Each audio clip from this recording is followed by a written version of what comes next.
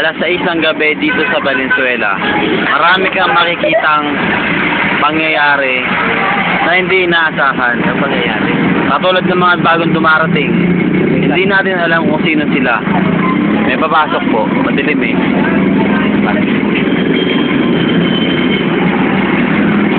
May tatanungin tayong isang tao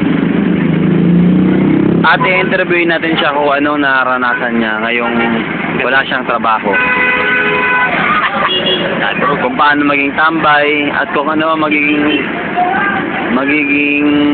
papel niya pagdating ng panahon sa kanyang pagtanda. Ito siya. Dan, ano ang nararanasan mo ngayon? Anong nararanasan mo ngayon? Wait lang!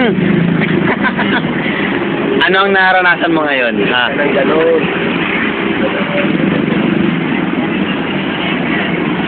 Tumira ka na naman. Ganyan ang ginagawa niya araw-araw. Yosi ng yosi. Ito na siya pagdating ng limang taon pa. After 5 years, ito siya.